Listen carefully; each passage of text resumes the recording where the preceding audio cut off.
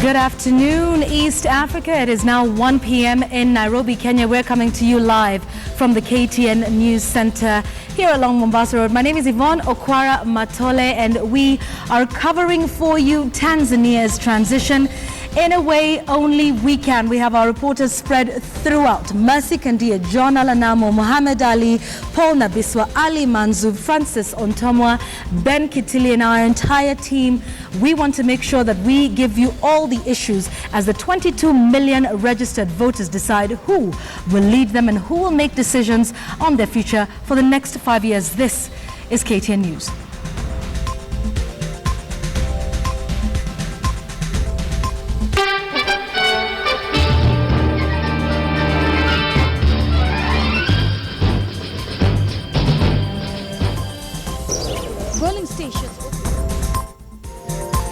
As Tanzanians are queuing at polling stations to elect their fifth president. Polling stations throughout the country opened as early as 6 a.m. It is the first time that ruling party Chama cha Mapinduzi is facing stiff opposition since independence. Polling stations opened early morning for the presidential and parliamentary polls, in which the ruling party is facing a stiff challenge from rivals led by former Prime Minister Edward Lowassa. Crowds of people formed queues outside the polling stations in the Tanzanian city of Dar es Salaam, waiting to cast their ballot. Polls and analysts predict a tight contest and the possibility of the ruling CCM parliamentary majority being whittled down after the opposition united behind a single candidate for the first time. Voters welcomed the polls, hoping that their preferred candidates would gain enough votes to govern efficiently. Iko vizuri. Hali imetulia, hakuna fujo, kila mtu anaelewa ana nini anafanya au amekuja kufanya nini. Hakuna shida. Hakuna usumbufu, unaingia unapiga kura kama ulivyotoka nyumbani kama kawaida. Tunatarajia ushindi kwa yule tunayemhitaji. Atufanyie mafanikio kama tunayohitaji. In the run-up of the polls, the opposition has accused CCM of using state institutions to rig elections and intimidate its supporters, something the party and the government deny. On the eve of the vote, Lowassa, who defected from CCM in July after the party rejected him as a possible leadership candidate, said he would only concede defeat if the vote was free and fair. Some voters were hopeful that the polls would remain peaceful. Any dispute over the election outcome could raise tension in a nation which has been relatively stable since its independence in 1961. Kwa kweli najisikia amani sana kwa sababu hata kulala sikulala kwa ajili ya maandalizi ya kufanya kuchinja mtu kwa kupiga kura. Kwa hiyo najisikia furaha sana. Sasa hizi nikasikiliza vyombo vya habari vinatupa taarifa gani kinachoendelea kwa wenzetu. Matarajio yangu tutapata rais kwa njia ya amani kabisa. Sababu wa Tanzania tumezaliwa katika amani na tunaendelea kuidumisha amani. Ila amani haiwezi kuwepo kama haki itaharibika. Kwa hiyo tunaishauri tume izingatie haki. Outgoing President Jakaya Kikwete, who will step down after serving 2 terms, has urged against violence in the lead-up to their polls. Some official candidates and analysts have voiced concerns about rising tensions in Zanzibar, where the opposition has accused the government of intimidation. Zinzi Kibiku, KTN News. All right, now the economy is something that Tanzanian voters will be looking at closely, and whether the rapidly growing economy is trickling down to the ordinary citizen within Tanzania. So let's get a perspective now of how important this will be as Tanzanians go to the ballot today.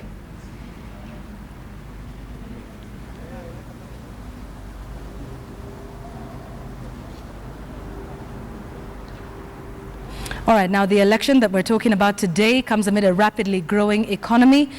But is that economic boom trickling down? Analysts say that it is one of the big questions the new president will have to answer. We want to talk about the economy for just a moment before we go to John Alanamo.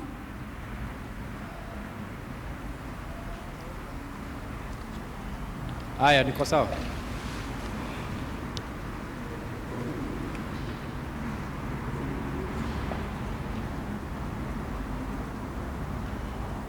Largest nation by geography. And for Jakaya Mrisho Kikwete, this means the end of an era. Having steered this country since 2005, Kikwete leaves behind an economy that is on an upward trend, having grown by nearly 8% in the period of April to June this year. But economist Honest Gowi, a professor at Muzumbe University, says this growth is yet to trickle down. Tanzanian economy is what we call its FDI-led growth. It's a foreign direct investment-led growth. Yeah, the firms, the companies, the corporates that are driving growth here, in the banking sector, in the mining sector, you call it, are mainly foreign-owned. And according to the Investment Act of 1997, investors are allowed to repatriate without any condition all of their income, interest, and all this. So the economy may be growing, but then the portion of the cake that has been growing may not necessarily be consumed here. Those misgivings are shared by Amani Kamel, a trader here in Dar es Salaam who has listened to the rosy promises by CCM's John Magufuli and the equally lofty pledges by the opposition candidate Edward Lowassa. He remains to be convinced that his lot is about to change. Sisi wenyewe tuna familia, tuna watoto, tuna mke, tunasomesha, tuna wazazi wetu ni vijijini huko, ni wazee, wanategemea sisi kama mtu mwingine, kama mfanyakazi mwingine. Sasa sisi tumekuwa ndio tu waathirika wakubwa, hasa vijana ambao ndio yani asilimia kubwa katika taifa hili. Tumekuwa hatuna ajira, tunaambiwa tu kila siku wana tutakupa ajira vijana, lakini ajira imekuwa ni kitendawili, imekuwa kama ni propaganda tu za kutuambia sisi vijana, kututumia kama sisi kuwaweka madarakani. Both candidates promise a new start, but neither presents a real break from the past. Lowassa only quit CCM in July, when the party snubbed him as their candidate, while Magufuli has spent his entire political career in CCM. But Gowi says what the new president will need to make a difference is already in place. There are good laws, good policies, good regulatory frameworks, but then I think we have been missing implementation. Yeah, so really working on what exists on the ground would make a difference. You know, if I was contesting, I don't think that I would come with anything new. I would really implement what exists on the ground. What we've been missing is implementation. And in that case, for example, broadly speaking, for the economy, there are issues like infrastructure, broadly speaking, you know, roads, railways, ports, airports, you know, electricity. Tanzania's economy mainly depends on tourism, mining, and agriculture. Its telecommunications, energy, manufacturing, financial services, and transport sectors are also attracting rising investment. It is also Africa's fourth biggest gold producer after South Africa, Ghana, and Mali. And the gold exports are another important source of foreign exchange. But with a rapidly growing youth population, analysts say whoever gets elected in today's vote will need to generate some 600,000 to 700,000 new jobs each year to change the fortunes of this nation of 47 million. Jogeo, KTN News. Polling stations open early. All right, so we have just about 4 hours to the closing of the polls across Tanzania and in Zanzibar as well. So let's hand you over now to John Alanamu with the latest from Tanzania. John. Well, Yvonne, there's lots happening here in Tanzania with respect to voting. Voting's been going fairly well, but the lines have shortened considerably here where we are stationed. The lines were a lot longer last we spoke, but it seems that perhaps, hopefully, by about 3 p.m., voting at this particular polling station will have ended. Just a bit of an update. Ben Kitili, Ali Manzu were in town, up and about and around town, and there were reports of skirmishes in Mbagala, an area of Dar es Salaam. We haven't yet got direct feedback, confirmation about whether those skirmishes actually did take place, but Ben Kitili should be on his way back here. We'll be able to get that update to you as and when we get it. Remember, this election being crucially important for Tanzania and the future of Tanzania, Zanzibar being a key cog in the unity between the mainland and, of course, itself, and the question of the unity of Tanzania as a whole. Muhammad Ali is stationed in Zanzibar throughout the entire period of the election. He's got an update from Zanzibar on what's taking place there.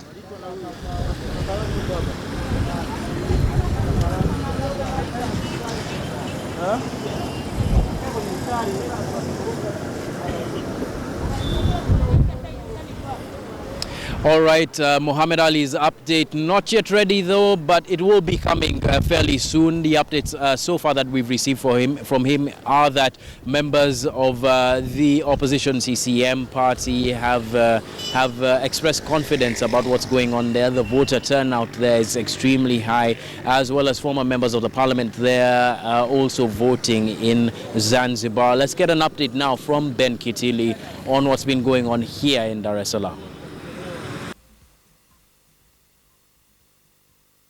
From Manzese in Ilala district of Dar es Salaam, the commercial capital of Tanzania. Finally, it is election day here in Tanzania in the much awaited 2015 general election, where some 22.7 million voters who have been registered and confirmed by the National Elections Commission will be taking part in this election to determine the country's, the East African nation's next set of leaders, including Tanzania's 5th president. Voting is supposed to open at around 7 a.m. this morning, and as you can see behind me, this particular polling station here in Manzese, in the outskirts of Dar es Salaam, is already milling with voters. This particular polling station has around 8 streams, which each stream is having 400 registered voters. That is around 3,200 registered voters here in Manzese only.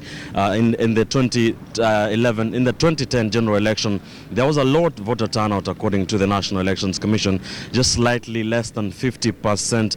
The Judge Lubuva-led, Justice Damien Lubuva-led commission will be expecting much better numbers this time round, and a research done by Toreza East Africa has shown that close to 80% of the registered voters will indeed or plan to vote in this election. We shall be able to find out. Let me just talk to one of the voters here in the Manzese polling station. Mama za asubuhi. Salama.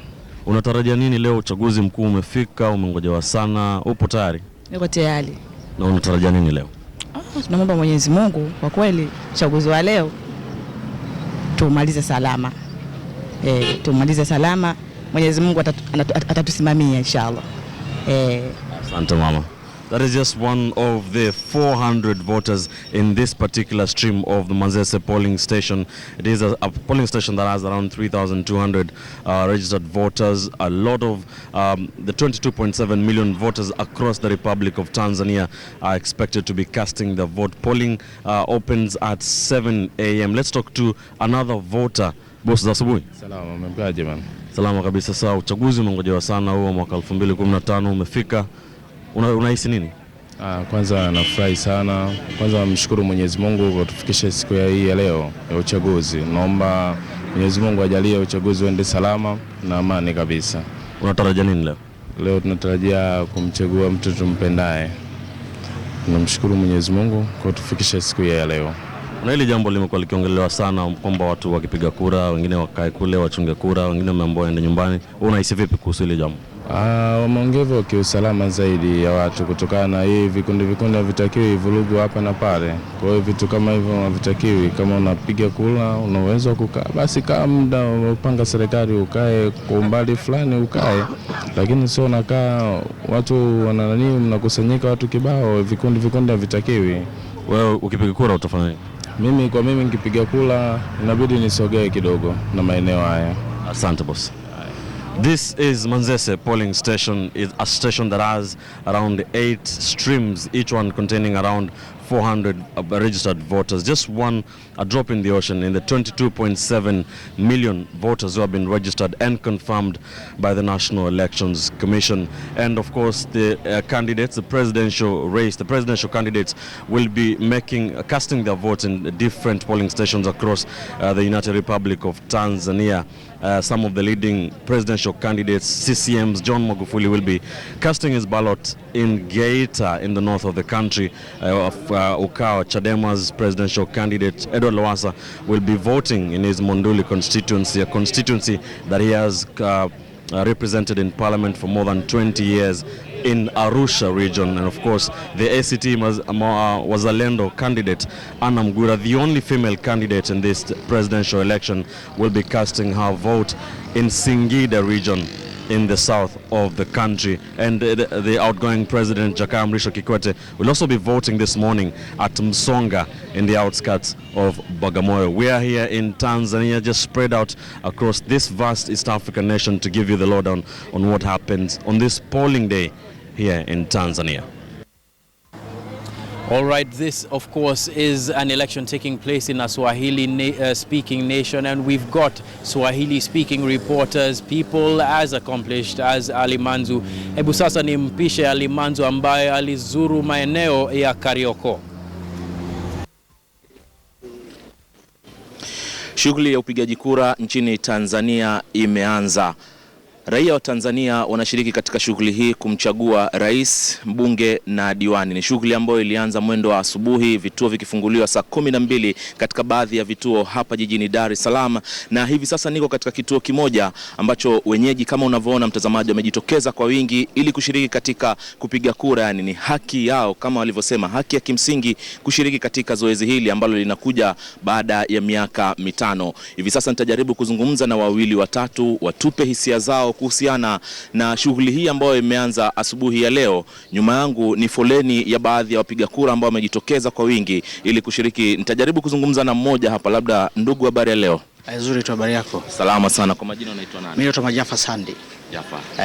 Vyema kabisa. Shughuli yenyewe unaionaje tangu vituo vifunguliwe nyakati za asubuhi? Shughuli sio mbaya, ni nzuri tu. Watu wameamka mapema, tumekuja hapa, tumepanga kwenye foleni kama unavyocheki. Hichi ni kituo kinaitwa Juata. Wengi wao hapa ninaona kama ni vijana. Japo hii ni eneo la Kariakoo. Japokuwa mimi nilikuwa nimejiandikishia, niko naishi nje kidogo, lakini kwa sababu kazi yangu nafanya hapa jirani, nilibidi tuweze center hapa. Kwa hiyo tumekuja kujiandikisha hapa, mimi nilikuja kupiga kura hapa. Watu wako vizuri, toka mapema asubuhi wamewahi vizuri kama unavyoona, tuko peaceful kabisa, line zinakwenda vizuri. Japokuwa kidogo wako slow, lakini I hope that kwamba baada ya muda tutakuwa tumemaliza, tutaendelea vizuri. Labda umeweza kuangalia kama jina lako lipo katika orodha ya wapiga kura? Yes, of course. Nimeona jina langu, nilicheck mapema sana 2 days before leo. Nikawa nimecheck, nimeona confirm jina, nimepata, nimekuja nimecheck tena leo, nimepata line hapa, tuko tunaendelea. Kuna changamoto zozote ambazo umepatana nazo? No, kind of changamoto tu labda ni delayment ndogo tu ya muda, lakini tuko peace vizuri kabisa. Nafurahi sana kuona vijana wenzangu wengi sana wamejitokeza this year, na tutaona mengi zaidi. Utaambia nini vijana? Maana kulingana na historia ya wapiga kura nchini Tanzania miaka ya nyuma, wazendo na kina mama ndio wamekuwa wakijitokeza kwa wingi. Hivi sasa nafasi kwa vijana, unaambia nini vijana?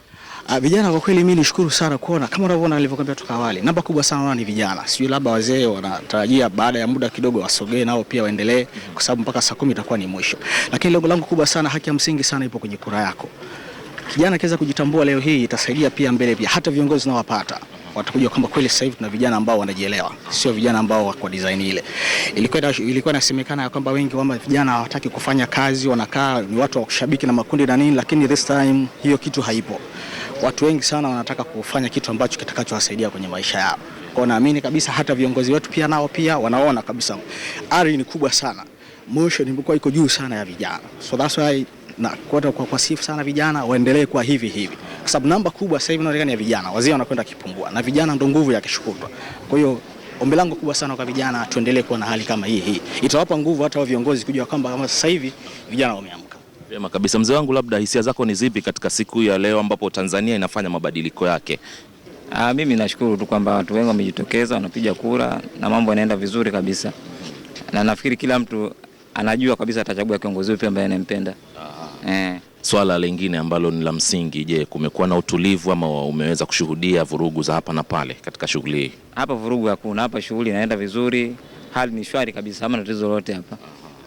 Vyema kabisa. Basi mtazamaji, kama unavyosikiza, raia wa Tanzania wamejitokeza kwa wingi kushiriki katika zoezi hili la upigaji kura ili kuhakikisha kwamba wanaleta mabadiliko yanayostahili katika taifa hili la Tanzania. Ni shughuli ambayo itakayoendelea hadi mwendo wa saa 11 wakati ambapo vituo vitakuwa vinafungwa, na ile shughuli nyingine ama kupisha ile shughuli ya kuanza kuhesabu kura hizo, na hatimaye matokeo yanatolewa pale pale na yanabandikwa katika bodi fulani ili kila mtu aweze kuyashuhudia. Kutoka kwangu sina la ziada, tutarudi tena baadaye ili tukuarifu na kinachoendelea hapa nchini Tanzania nikiwa jijini Dar es Salaam. Asante sana Ali Manzu akitupatia taswira kamili ya shughuli za uchaguzi hapa jijini Dar es Salaam. Let's take a short break here on KTN Weekend at 1. We'll be back with more on the transition in Tanzania.